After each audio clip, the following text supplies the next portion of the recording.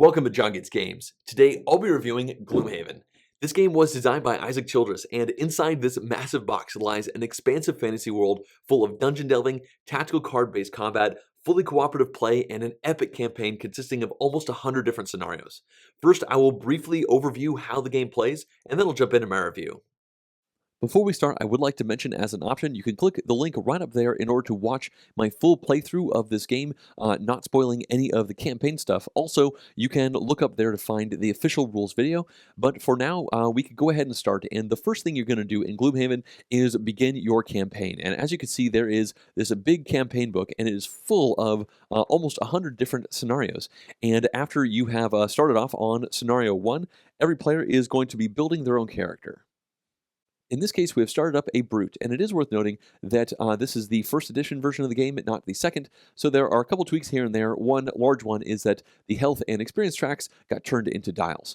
But anyway, now we have our brute, and they need a reason to go out questing. So they're going to get a personal goal, and they'll get 2 of these and get to choose one of them. And it is their reason for fighting things in dungeons and going into forests. And the specifics on these things are going to tell them to do various things. It might be killing a certain number of a certain type of enemy, to seeing a different variety of vistas, or having certain types of gear. But once they have satisfied all the conditions on one of these goals, then this character will retire, and the player will be able to start a new character. But that is not going to happen for a great many scenarios. Next up, each player will get their character sheet, in which case they can name the character and then track things like experience, gold, and a variety of other notes that will be very important as they go throughout the campaign. And then they will go into Gloomhaven, potentially spend some money on items, and then go out into their first scenario. But I'm going to jump ahead to a little fake scenario right here so that I can explain how this part works. So in this case, we have a 2-player game. It's the Brute and then the Tinkerer, and perhaps they start right over here in this little dungeon. Down here, we have all of the enemies that we will be fighting in this scenario. In this case, I have bandit archers and bandit guards, which are kind of generic enemies in this case. And it is worth noting that this is a square card that is tucked into the sleeve, and this dictates the difficulty level of the scenario. You'll notice we have this 1 showing right here. That means this is a difficulty level 1 scenario. But if we wanted to make it easy, we could just slide this in right there and make it a 0. And if we were completely insane, we could go all the way up to a level 7. And as you increment these up, the overall difficulty of all of these enemies is going to increase. Before we take our first turn, there are 2 last pieces of setup I want to explain. The first is you're going to gain a battle card. You'll draw 2 from the top of a deck, and then you will secretly choose one of these. In this case, this says loot no money tokens throughout the scenario, and this one says be the first person to kill a monster in the scenario. Well, I might take this one, and then I don't tell my companions about this. So this is a bit of a secret objective that I have, and if I am able to do it, I will get a check mark at the end of the game, which will allow me to strengthen up my character over time, and this might cause me to do less optimal moves that my companions don't necessarily like, because we're trying to achieve this goal. And then the other thing is we are going to customize our deck for this game. In particular, when we look at our board, we see this number right here. That is the number of cards that we have, and it's less of a deck and more of a hand. At the very beginning of the game with a level 1 character, you will have this number of cards, so 10, plus 3 with these little X's. So we could customize around and remove 3 that we want to, or we could just remove the 3 with X's, and now we are ready to play the game. The first thing we do on our turn is go through our entire hand of cards and choose 2 of these cards. And this is fully simultaneous, so our Tinkerer friend is also doing this at the same time. And you'll notice that each card has a top half and a bottom half. Now, you're choosing 2 cards, and that means that when you actually evaluate your turn later on, you will do the top half of one of the cards and the bottom half of the other, but you always ignore half of the card when you activate these. Also, you'll notice this number that is in the middle of each card. This is the initiative value that you will be going at when the actual action starts. And these values go from 0 up to 100, and the smaller the number is, the faster you will be going. And so in this case, I think maybe this is a pretty good plan. We could take these 2 cards right here, and we have already decided that down here is pretty good. It says move 3. Well, we're out here, and we could move.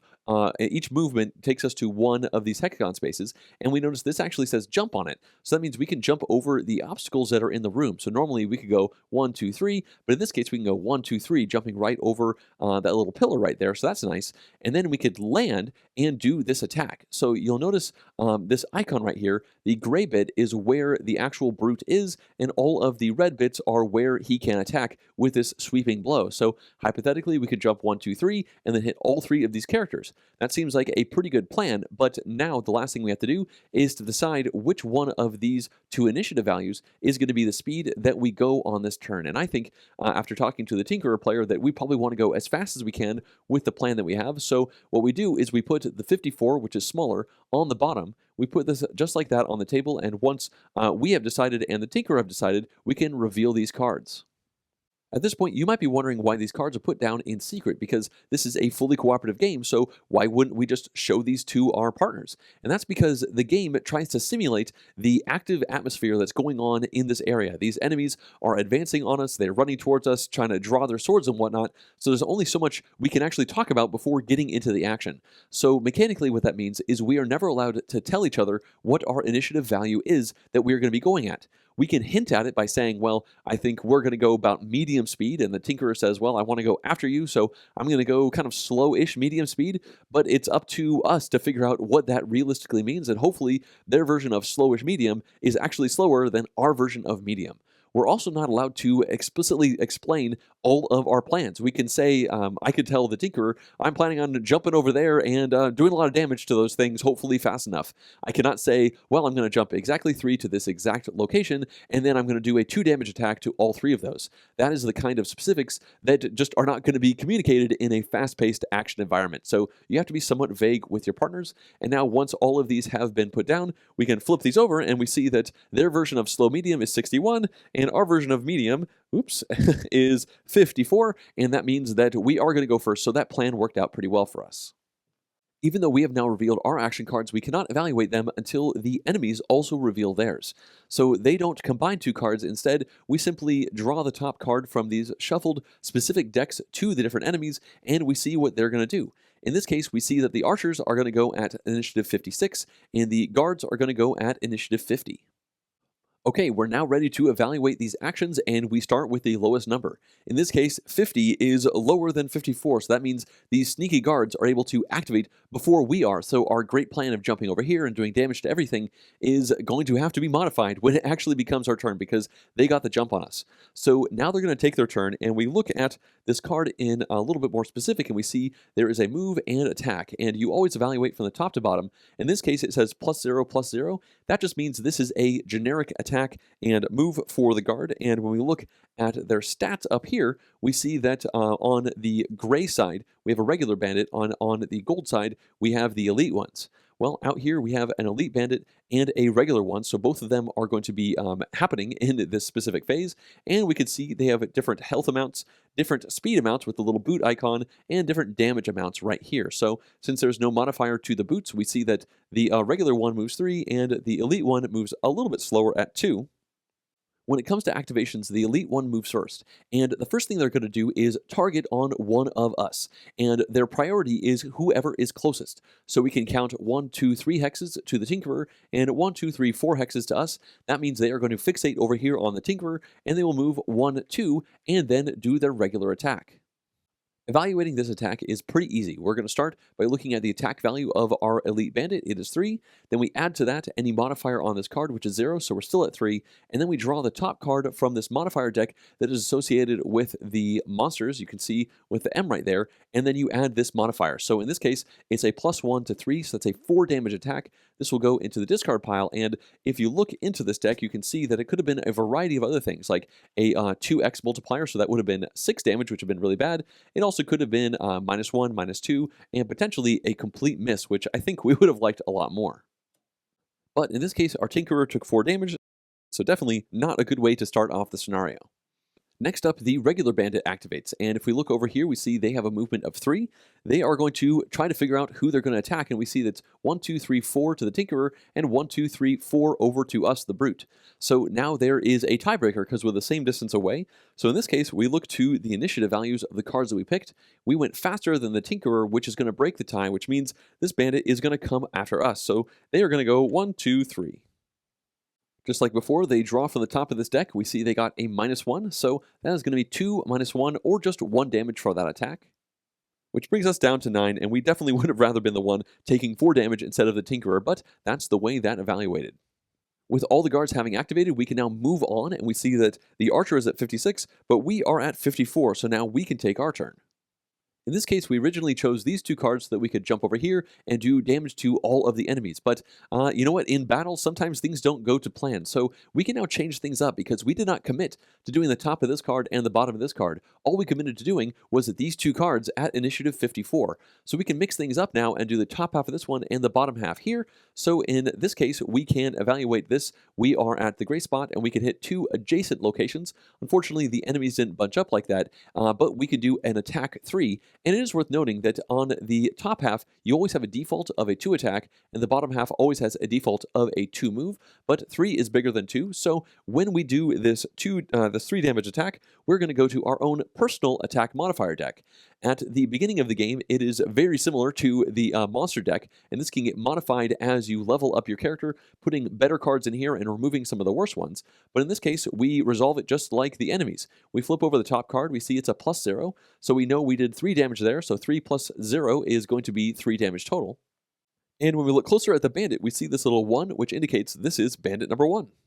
When we come back to the bandit guard area, we see that the sleeve has all these different numbers on it. Those are associated with the different bandits, so we can put the 3 damage right there to show that they've taken 3 damage. And we look here, we see it takes 6 to kill the bandit, so 3 more will kill off that bandit. And it's worth noting that there are a variety of other conditions that can happen. For instance, if that attack did a poison effect, we could put this poison token down so that we'd remember that bandit number 1 was poisoned. And all of these are going to come into play through a variety of other abilities that various characters have.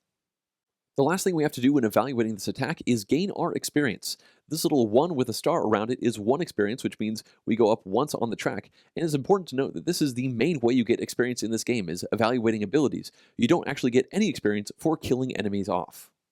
With that attack done, we are now done with half of our turn. We can now do the bottom half of our sweeping blow card, and in this case, it says we can move 3, and when you can move through your companions, and this counts for the enemies too. They can move through each other, but not through us as adventurers, so we could go 1, 2, 3 if we wanted to, or we could just go 1 right here. You don't have to go up to the maximum, because in this case, this card has a special ability of push 1, target all adjacent enemies. Well, when you push, it has to make them go farther away, so we could push this guy back right over here, but there's no way to make this bandit go farther, so the push does nothing with that. And now our turn is done, so the archer can now take their turn. In this case, when we look at the archer specifics, we see that it says attack -1, target 2, which means it's going to target up to 2 of their enemies, but it does not have any movement on it at all, so they have no way to move on this turn, although they are a ranged character, and they wouldn't move if they had people in ranged already. When we look at their stats, we see that their range is 4, and the Tinkerer is 1, 2, 3, 4 away, and we are 1, 2, 3 away. So in this case, their target 2 means they will attack both of us, and it is important to note that with ranged attacks, there is no line of sight blockage with enemies or companions or even obstacles, so they can easily shoot straight over this pile of rubble right here.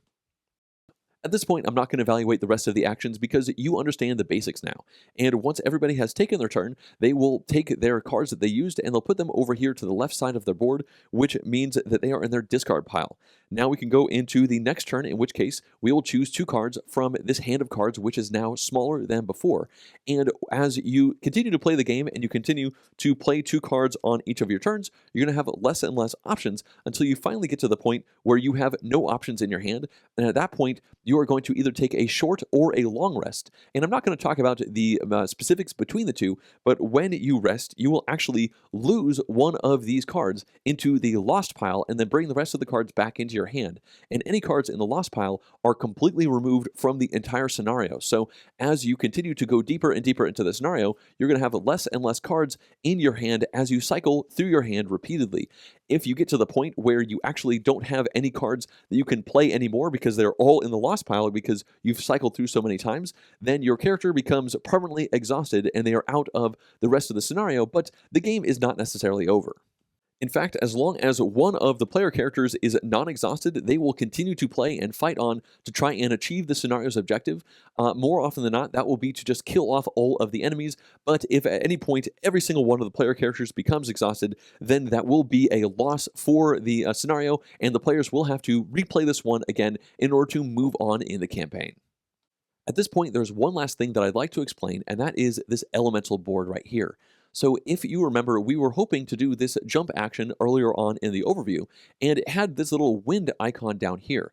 Now, if we had successfully done this action, it would have activated a wind into the room, and we'd push this all the way up to the strong level, and that means that anybody taking an action after ours, but not ourselves within that given action, can consume this wind to do bonus abilities. And if it is not consumed at the end of a turn, it'll slide down by 1 for each turn. So perhaps the next turn we play this card right here, which makes Earth Energy. So this is now strong in the air, and this is waning. But as our top action, we played this skewer up here. And if you notice this icon, it shows the air with an X over it. That means that we can exhaust the air from the room in order to, or the air elemental icon from the room, in order to get a +1 attack and a pierce effect. So this is how the elements work. They kind of jump up once activated, slowly sift down through a couple turns until people use them in order to benefit better from their actions. And it is worth noting that some of the creatures can bump these up and use them as well. So you have to be careful of those elements. And with that, you should now understand all of the very basics to Gloomhaven, but don't worry, there is quite a lot more going on in this rather complex game. Let's now begin the review for Gloomhaven by starting with a few positive points. And the first of these has to do with the innovative card action system that goes along with every single turn in this game. Now, on a broad level, it looks kind of simple. You're just simultaneously with your teammates choosing 2 cards out of this hand of cards to evaluate on the turn. But there are several things going on into that decision process that make it feel somewhat special to me.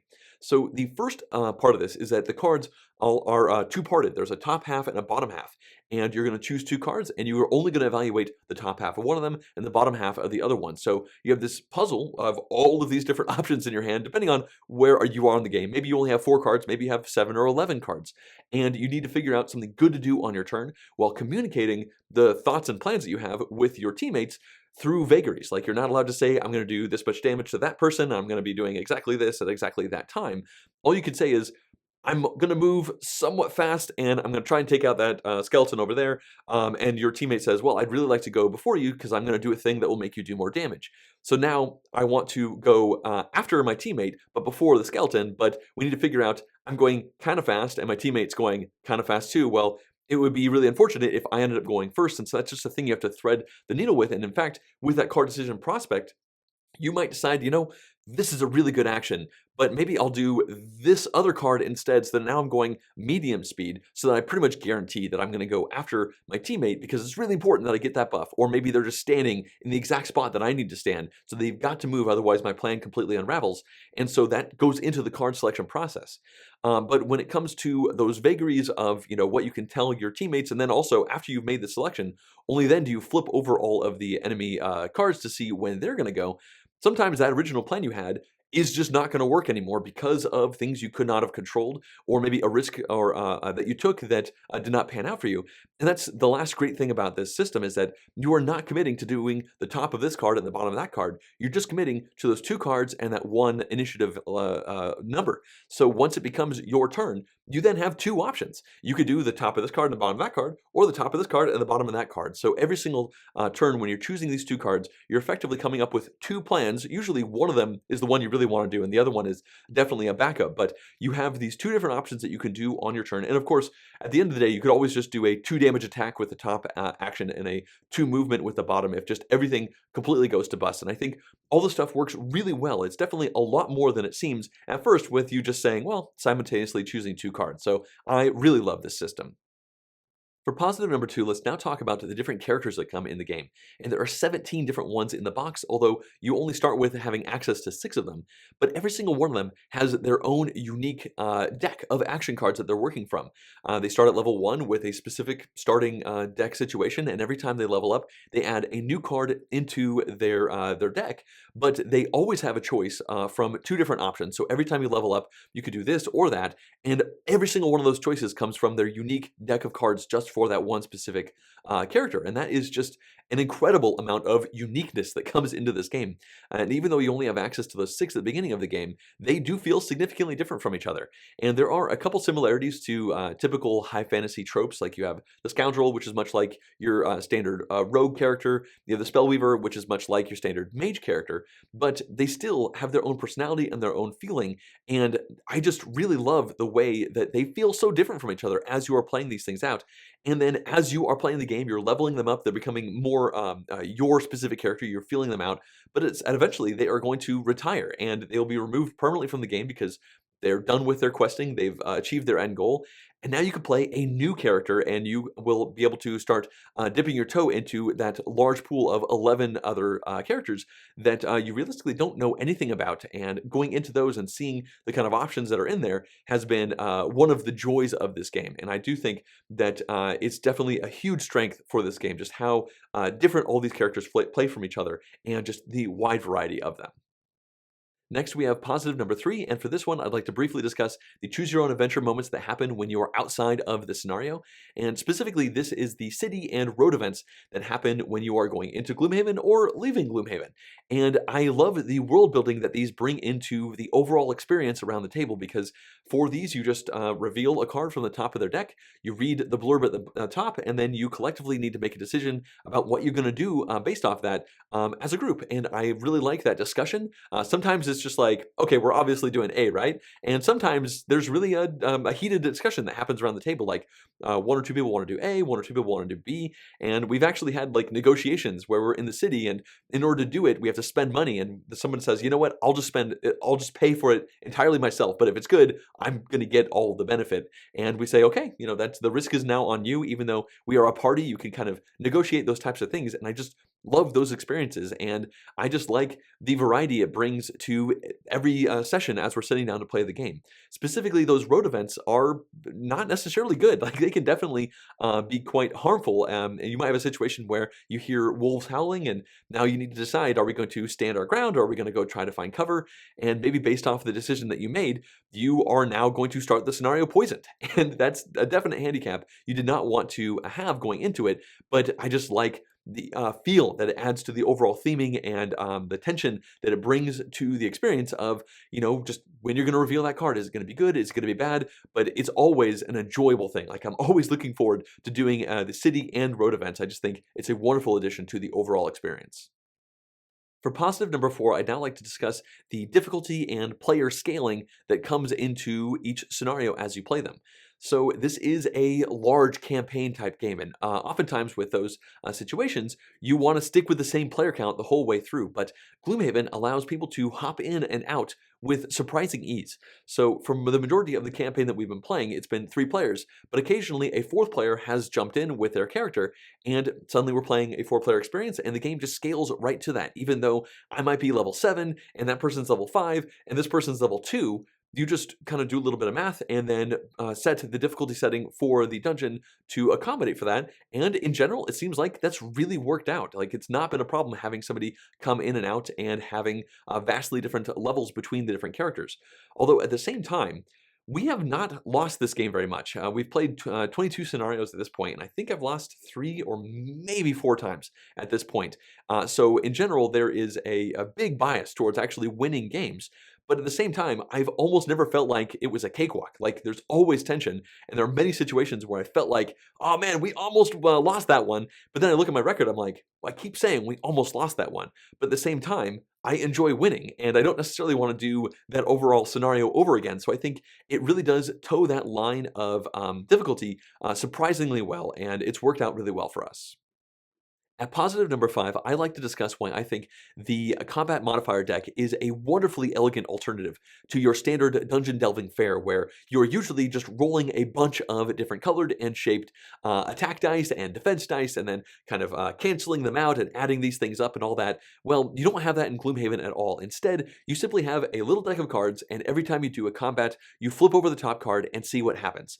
And those cards will be maybe a -1 or a +2, or very rarely it'll be a critical hit, in which case you do double your damage, and with the same amount of rarity, that might be a miss, in which case you do no damage at all. And I think that the amount of tension and suspense that comes from this little deck of cards is a wonderful addition to this genre in general. Like, I'd like to see this in other games because it mitigates the randomness of rolling the dice, because there's only one miss in that deck, so you can't miss multiple times on a turn because the miss will now be in your discard pile. But it's also so easily modified and customized. Like, sure, in your standard game, you can swap out a red die for a blue die, given how your equipment works and all that kind of stuff. But in Gloomhaven, it lets you really customize down to what your character is good at, because every time you level up, you can modify that deck. You might add some more +1s. You might remove some -2s. You might also add a card that adds a poison effect to the next attack that you do, and maybe that works well because you are the rogue, and the rogues do a lot of poisoning attacks, and instead of having to have like a poison die that you roll with everything else, you just slide that in with the rest of the deck, shuffle it all up, and it's just there. You never have to make a dice pool. Like, you just always have that little deck of cards, and it encapsulates your skill as a fighter in the dungeon. And I just think it's great that as you level up, that deck is going to modify and get stronger with you. So not only do you have better cards in your hand to play out, but a more adapted and stronger combat modifier deck. I just am so enamored with that mechanic. I think it is absolutely wonderful, and it works so well with this game. All right, let's now move into a few neutral points, and the first of these has to do with the monsters that you're fighting within the scenarios. So on the one hand, I think that the way they've been designed is absolutely brilliant, because almost every monster in the game has its own customized deck of action cards that you're going to shuffle up and then reveal the top one in every single turn. And that deck of action cards is going to show the personality of those monsters. Like, maybe they heal themselves or heal their opponents. Maybe they move fast or move slowly. Maybe they deal damage to themselves. Maybe they occasionally do large area of effect kind of damage on the player board. And the first time you fight those monsters is a wonderful discovery as you try to figure out what kind of thing you are going up against. But then the third or fifth time you fight those monsters, it might be like, oh, we're fighting those again, but you're not going to be too bummed about it because you really know how they work, and you can strategize better and work around their strengths and weaknesses because you fought them a bunch, and that just makes a lot of sense. But on the other hand, the issue that I have with the monsters is that this is a fully cooperative game, so they had to develop an AI for these monsters to move around the map without any intelligence player actually making it happen, and those rules are surprisingly complicated and convoluted. And I have played this game over 20 times at this point, and I can safely say that I have made multiple monster moves every single time I played this game. And I know that because there's actually a little quiz that somebody built that's out on Board Game Geek that allows you to, that presents you with a bunch of situations like the monster is here, the people are here, will the monster go to A, B, or C? And I took that quiz and was amazed at how many of those I got wrong. And this is the person who has taught the game many times, played it over 20 times, and I'm still making a lot of these mistakes. And I think that's less about me being bad at understanding rules and more about the rule set for this being very complicated. But the reason this is not a negative point is because the game has still worked. Like, I've played over 20 times, it's been fine. The difficulty has felt tense every single time I've been playing the game, and I think it's likely that there is a bit of an emergent, slightly modified rule set that my group understands as being correct that is not actually correct, and we wouldn't actually know that if I hadn't taken this quiz, or maybe if I was to go and play the game with somebody else, I'd be surprised to find that they're moving the monsters slightly differently than we did. But at the end of the day, it still works. So even though it is complicated, especially to teach and to understand for the people around the table, everybody kind of collectively figures out where the monsters are supposed to go. And occasionally when we're not sure, we just kind of figure it out collectively together and say, well, where do we think it makes the most sense for the monster to go in this situation that we can't quite figure out the exact correct spot? And that has, in general, worked out well for us. For neutral number 2, let's now talk about the scenario goals. And this is something I've heard many people talk about, and that is that the vast majority of the scenarios that you're playing have a goal of just kill all of the monsters in the scenario. And occasionally there is a boss monster that you also have to kill within the given scenario, but I would say that over 80% of the scenarios that I played so far have just had that be the thing. Like, you start the scenario off, you read a bunch of story, and then it's like, okay, we win when everything is dead. And from a creativity perspective, I, especially earlier on in the campaign, felt like, man, I really feel like there was more variety, like do this and that, like hit that button and then this button and then that button down there, instead of just killing everything in the scenario. But as I've played this game over and over and over again, I found that it has not felt samey. Like, even though so many of the missions are just kill everything in the area, the puzzle and the way that the different enemies work together within the given environment has worked out surprisingly well. And I will say, as a non-spoiler, that most of the scenarios have unlocked moments. Like when you go through a specific door, suddenly you read a little bit more of a blurb, and now maybe the rules slightly change for the overall scenario. And so even though the general goal at the end of the day is to kill everything within the dungeon or the forest or wherever you are at, the game has done a surprising ability to make that not be as much of a detractor to the experience as I expected it would be going in. Now we have neutral point number 3, and for this one I'd like to talk about the amount of bookkeeping that must take place in order for the game to work. So there are 2 main places where this comes into play. The first is the monsters and the health and the conditions that they are dealing with. I think that it is really, it's a really great idea to have the monster sleeves kind of hide all the information you don't need to see, and then also have slots on them where you could put little damage tokens down so you know just how much health that monster has and that monster has out there on the map without having like a big pile of health tokens wandering around the map with that monster. But at the same time, somebody has to do that bookkeeping. Like you have to put little damage tokens on that specific one. And is it, wolf number 2, wolf number 3? That's wolf number 3. Okay, putting that there. And then you're putting conditions down like, oh, they're disarmed, or they're immobilized, or maybe they're poisoned. And then you have to remember that all those things are down on there, and specifically look down there and realize like, oh shoot, they shouldn't have moved at all. They were actually stunned. So let's undo that little thing. And this is not terrible. And when you're playing with at least 3 people around the table, it's better because you can have certain people kind of task out to specific bookkeeping things. Usually it's about 2 people dealing with the monsters and the third person dealing with the magic board. So this is the other thing I was going to talk about from a bookkeeping perspective, and that is that you have the different magic essences that get activated whenever certain things happen and certain cards are played, and then they kind of fall down the board as you go from turn to turn. And this is something you absolutely have to pay attention to. And it's very easy to be like, oh, did we move those down last turn?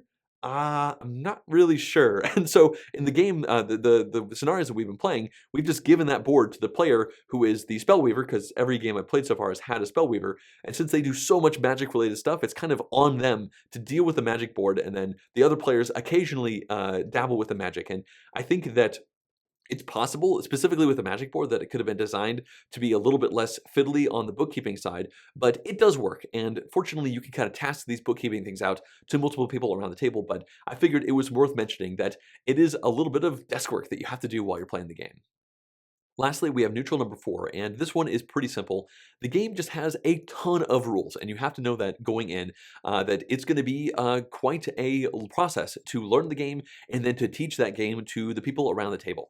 I think that this is a neutral point and not a negative because these rules are necessary. Like, there's a lot of complicated moving parts to this game, so you need to have all of them. And the rulebook is surprisingly well done. It's a very long rulebook. I can't remember exactly how many pages, but it took me a couple hours to read it from front to back because I was really going slowly, trying to make sure everything made sense. But the rulebook also has a wonderful index, so you can surprisingly quickly get to the exact page and the answer that you need when you are in the middle of the scenario. And you will be doing that many times through the first many scenarios that you're doing, and maybe even when you are 20 scenarios in like we are, because maybe it's been a month or 2 since you've played last and you don't remember specifically how this one thing works in one way or another. So it's just worth noting that it's not the easiest game to learn and teach, but fortunately there are some really good tools out there. I know that Paul Grogan from Gaming Rules made an excellent how to learn video series, and after I read the rulebook, I watched those videos, and that definitely helped solidify the stuff into my head. And also, as a little bit of a plug, I did a full playthrough of the game that does have some rules mistakes in there, but I've tried to put corrections. But that is something that you could also watch to get an idea for the flow of the game. So there are some good resources to make learning the game better, but it is a significant thing that you're jumping into. Okay, it's now time for us to move into a couple negative points. And the first of these has to do with the amount of time that Gloomhaven asks from your life. Now, this comes from a couple different perspectives, and from a small perspective, this has to do with how long each scenario is. From my experience, it's been about 2 hours for each scenario, and that means that we've essentially always played 2 scenarios every time we have all gotten together to play Gloomhaven, And that process has been about 5 hours total because you have to set the scenario up, and then in between those 2 scenarios, take down one and then rebuild another one, and then of course take the game down at the end of the time. So that means you're spending 4.5 to 5 hours to do 2 scenarios. And the overall campaign, I've heard, is like 50 to 60 scenarios long, which is a lot. And I think that is wonderful. Like, there's that much content in the game, and I've been really enjoying the campaign and the way the story has twisted and turned and branched in a couple different places.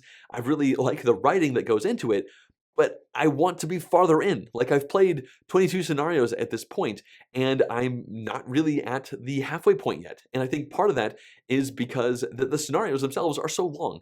Like, I wish that the average length of a scenario was more like 90 minutes or maybe even like 75 minutes as opposed to being 120. And I'm not really sure how the game could have been designed to have the overall tension and experience of all the stuff going into it and still be that much shorter. But I do wish I could wave a magic wand and make that happen, because if that had happened, well, maybe we'd be 30 or 35 scenarios into this overall campaign and really gotten into even more of the complex, wonderful stuff that's going on there. And, I have, a life. I've got a job. All of my friends that I play this have jobs, and so we have to work around those things.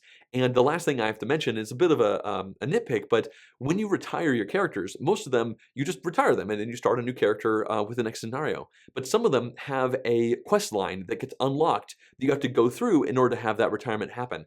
And out of our starting, the 3 people we've been playing the campaign with so far, 2 of us had those kind of ending objectives.